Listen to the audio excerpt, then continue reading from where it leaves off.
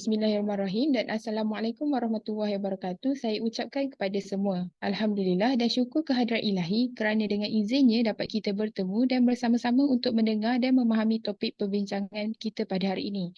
Bersama saya Nurjiha binti Samsul Abdul Syukur sebagai moderator forum anda pada hari ini. Hadirin dan hadirat sekalian, sebelum saya memperkenalkan tetamu-tetamu kehormat dan ahli-ahli panel yang akan membincangkan topik perbahasan forum ini, izinkan saya menerangkan sedikit mengenai tajuk perbahasan forum kita pada hari ini. Tajuk forum kita hari ini adalah berkisarkan pembulian secara dalam talian atau dengan tajuk Buli Cyber Fikir Sebelum Taib. Menurut Majlis Keselamatan Negara, buli cyber adalah satu perbuatan yang dilakukan secara berulang secara dalam talian dengan tujuan untuk memberi gangguan, mengancam atau penghinaan kepada orang lain dengan bantuan medium komunikasi secara dalam talian seperti aplikasi media sosial dengan menggunakan mesej teks, video dan sebagainya. Rekod daripada Majlis Keselamatan Negara juga menunjukkan kebanyakan pembuli wujud dalam kalangan remaja yang pernah menjadi mangsa buli. Masyarakat juga perlu menyedari bahawa buli cyber ini mendatangkan kesan yang lebih buruk kepada mangsa buli berbanding perlakuan buli secara nyata ataupun buli fizikal. Hal ini demikian kerana medium komunikasi secara dalam talian ini bersifat lebih luas dan sesiapa sahaja mungkin boleh terlibat tanpa mereka sedari. Oleh itu, sebagai seorang pengguna laman sosial, kita mestilah bertindak dengan lebih berhati-hati dengan berfikir terlebih dahulu sebelum menyatakan apa-apa pandangan dan perkara yang terlintas di fikiran kita. Tanpa melengahkan masa lagi, saya akan memperkenalkan tetamu kehormat kita dan ahli-ahli panel yang akan membincangkan topik ini sehingga ke akar umbi. Baiklah, ahli panel yang pertama ialah Dr. Nur Ifah dari Kementerian Kesihatan Malaysia.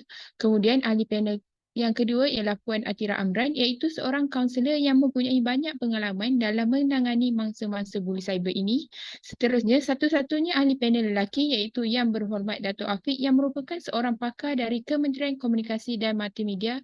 Dan akhir sekali, Guru Penolong Kanan Hal Ehwal Murid dari SMK Gemilang Petaling Jaya iaitu Puan Nur Afika. Diharapkan kesemua tetamu dan ahli panel kita pada hari ini berada dalam keadaan sihat dan sejahtera. Izinkan saya membuka perbincangan forum dengan soalan yang pertama untuk Dr. Ifah. Menurut doktor, apakah bezanya antara buli cyber dan buli tradisional ini? Dipersilakan. Terima kasih kepada saudari moderator kita pada hari ini. Baiklah, sebenarnya jika diteliti, perbuatan buli cyber ini lebih dahsyat daripada perbuatan buli secara tradisional yang dilakukan secara bersemuka. Hal ini kerana kita sukar untuk mengenal pasti gerangan yang menjadi pembuli cyber, memandangkan mereka boleh merahsiakan identiti sebenar mereka dalam dunia cyber yang tidak bersempadan ini. Dan kebiasaannya, mangsa buli akan sukar untuk berterus terang tentang kejadian buli yang berlaku kerana merasa dirinya terhina akan stigma sosial yang akan dihadapinya. Bukan itu sahaja, maklumat yang dikongsi melalui sistem elektronik ini adalah bersifat kekal dan terbuka. Oleh yang demikian, sebarang perkongsian negatif dalam laman ini akan sentiasa menghantui mangsa buli. Hal ini mendatangkan trauma yang berpanjangan buat mangsa buli dan menyukarkan mangsa buli untuk melupakan kejadian buli yang dihadapinya tersebut. Lebih membimbangkan lagi apabila tabung kanak-kanak Pertubuhan Bangsa-Bangsa Bersatu melaporkan bahawa Malaysia berada pada kedudukan kedua tertinggi di Asia pada tahun 2020 bagi isu buli cyber dalam kalangan belia dan menjadikan buli cyber sebagai ancaman cyber ketiga terbesar di Malaysia sejurus selepas penipuan dan penggodaman atas talian. Hal ini menunjukkan bahawa kes buli cyber di negara kita ini semakin berleluasa dan perlu dibendung dengan segera. Untuk pengetahuan semua, gejala buli cyber ini sebenarnya mempunyai kesan segera dan meluas memandangkan serangan pembuli boleh berlaku selama 24 jam sehari dengan kapasiti yang luas sehingga memberi pelbagai kesan negatif kepada mangsa. Secara umumnya, kesan buli cyber kepada mangsa dapat dibahagikan kepada kesan emosi, fizikal dan mental. Antara kesannya termasuklah depresi, kemurungan, perbuatan melukakan dan mencederakan diri sendiri sehingga akhirnya jika tidak dibendung akan mengakibatkan mangsa bertindak di luar jangkaan seperti membunuh diri. Selain itu, kesan fizikal kepada mangsa termasuklah masalah gastrosis seperti sakit perut, muntah dan ulcer perut yang wujud akibat berlakunya gangguan pada pola makan dan tidur. Hal ini menyebabkan mangsa akan sentiasa berasa penat dan lelah sehingga hilang motivasi dalam diri. Jadi itu sahaja daripada saya. Semoga menjawab persoalan yang diajukan oleh saudari moderator kita. Terima kasih Dr. Ifah atas penjelasan mengenai perbezaan buli cyber dan buli tradisional sebentar tadi. Baiklah, jika kita dengarkan sebentar tadi, Dr. Ifah telah pun menerangkan beberapa kesan yang akan mangsa buli cyber ini rasai. Jadi, Puan Atirah, mohon untuk saudari jelaskan dengan lebih terperinci mengenai tahap kesihatan mental mangsa buli itu sendiri. Dipersilakan. Terima kasih kepada saudari moderator kita. Jadi sebentar tadi panel kita Dr. Ifah ada menyatakan bahawa antara kesan buli masa buli cyber juga adalah dari segi mental. Jadi pada hari ini kesan yang saya ingin fokuskan adalah dari segi tahap kesihatan mental mangsa itu sendiri, atau dalam erti kata lainnya, mangsa akan mengalami kesan psikologi atau mental yang berpanjangan lebih lama berbanding masa yang dibuli secara fizikal. Presiden Persatuan Kesihatan Mental Malaysia, Profesor Datuk Dr. Andrew Monhanraj berkata, beberapa kajian sebelum ini juga membuktikan bahawa kesan buli cyber lebih buruk berbanding buli fizikal.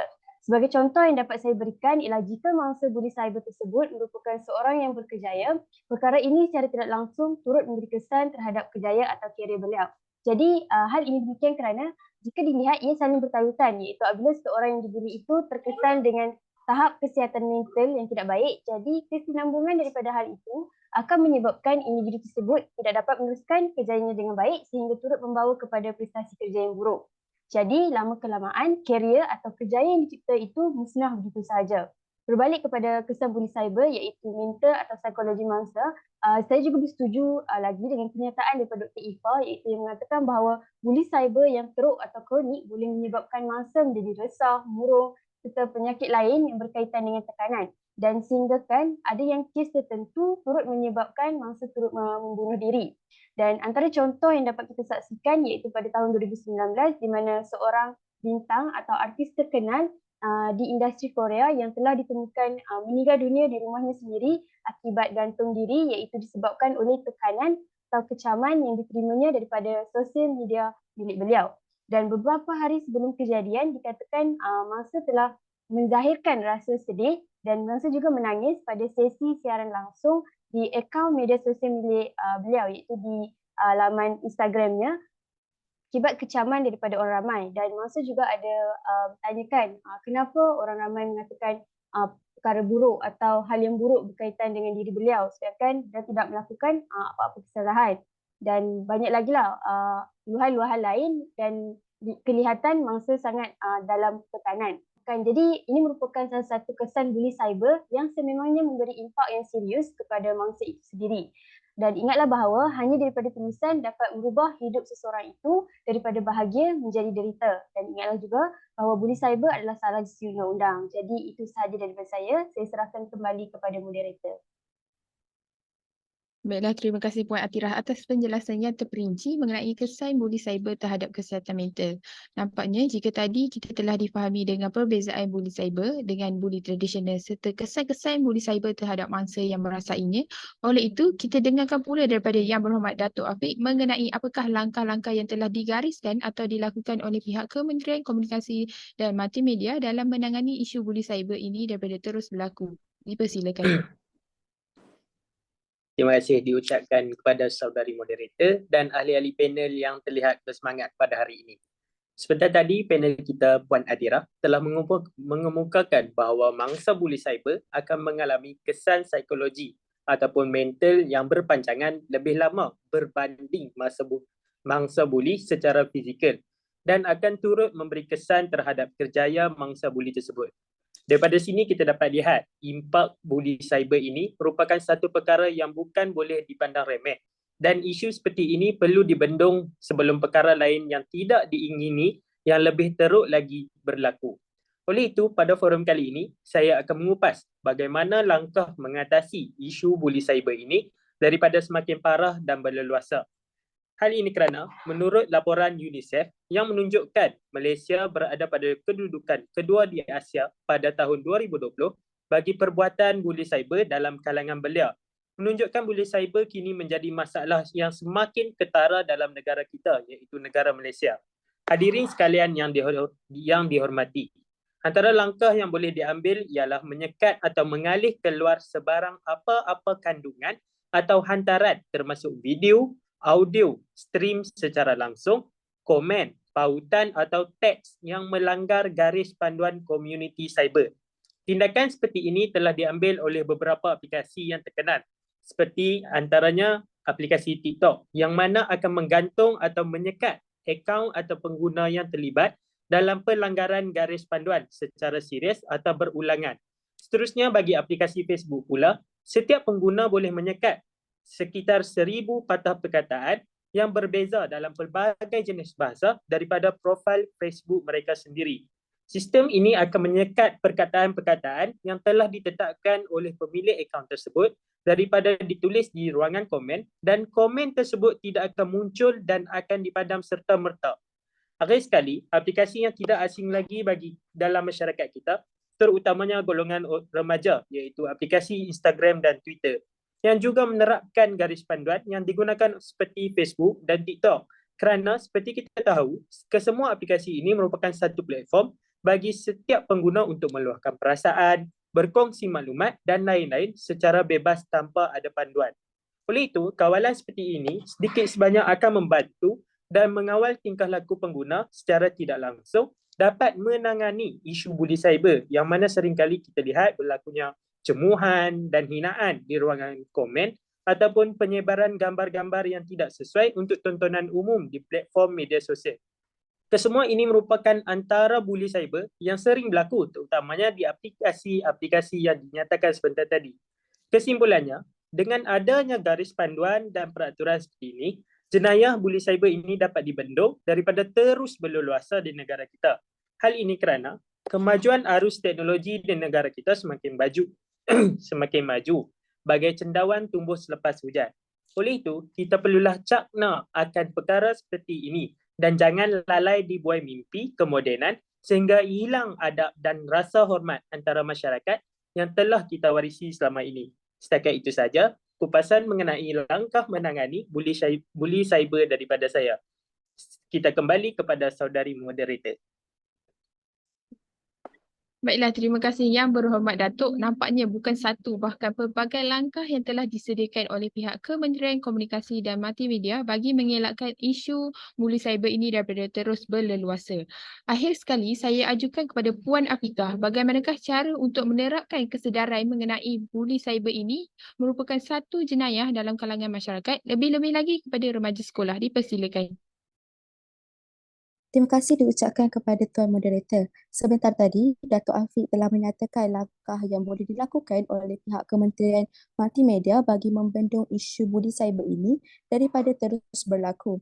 Jadi, saya akan mengemukakan langkah seterusnya yang boleh dilakukan oleh pihak berwajib agar kesedaran tentang kesan negatif buli cyber ini dapat diterapkan dalam minda masyarakat. Sebagai penolong kanan hal ehwal murid di sekolah, saya telah memperoleh banyak maklumat berkaitan pelajar yang telah menjadi mangsa buli cyber. Kesan terhadap mangsa buli cyber ini sangat buruk, antaranya memberi kesan atau trauma dalam kehidupan seharian mereka. Oleh itu, langkah yang boleh diambil adalah dengan memperkenalkan subjek baru iaitu pendidikan etika dalam penggunaan teknologi pada setiap institusi pendidikan hari ini. Hampir setiap golongan masyarakat pada hari ini mempunyai gadget atau telefon pintar sebagai kegunaan harian, tetapi mereka tidak tahu etika dan cara penggunaannya untuk dididik dengan betul. Justru, institusi pendidikan seperti sekolah dan universiti adalah tempat permulaan dalam membentuk generasi yang berilmu pengetahuan dan juga mampu menjadi pengubah masyarakat. Pengetahuan seperti tidak menggunakan perkataan-perkataan kesat dalam komunikasi di media sosial tanpa menyedari bahawa perbuatan tersebut akan memberi kesan yang sangat buruk terhadap orang lain perlu diajar dan diingatkan kepada setiap pengguna media sosial, terutamanya kepada kanak-kanak dan golongan remaja. Perkara ini menyebabkan berlakunya buli cyber yang keterlaluan kerana tidak menitik beratkan setiap penggunaan perkataan dalam memberi komen di video maupun gambar dalam media sosial. Hal ini juga akan memberi kesan yang sangat buruk terhadap mangsa buli cyber tersebut. Pendidikan etika dalam penggunaan teknologi ini perlu dilaksanakan sejak dari bangku sekolah kerana kesedaran awal adalah penting supaya gejala negatif ini dapat dibendung, seterusnya dihentikan dan tidak berulang di masa akan datang. Oleh itu, sebagai guru, kita hendaklah memberi kesedaran terhadap pelajar dan memberi didikan ilmu berkaitan jenayah cyber ini serta kesan buruk dalam penggunaan cyber pada masa kini. Bak kata peribahasa Melayu, melentur buluh biarlah dari rebungnya. Sekiranya pendidikan etika ini berjaya dilaksanakan, pihak kerajaan pula perlu membuat pendidikan atau modul pembelajaran kepada setiap agensi kerajaan, seterusnya menjadi model kepada sektor swasta dalam mendidik setiap pekerja berkaitan kepentingan serta etika dalam menggunakan teknologi agar terhindar daripada sebarang jenayah cyber. Jadi itu sahaja daripada saya. Saya serahkan semula kepada Tuan Moderator. Terima kasih Puan atas penjelasan sebentar tadi. Baiklah, terima kasih kepada semua ahli panel kita yang telah menerangkan dan mengupas topik forum kita pada hari ini iaitu mengenai buli cyber, fikir sebelum taip.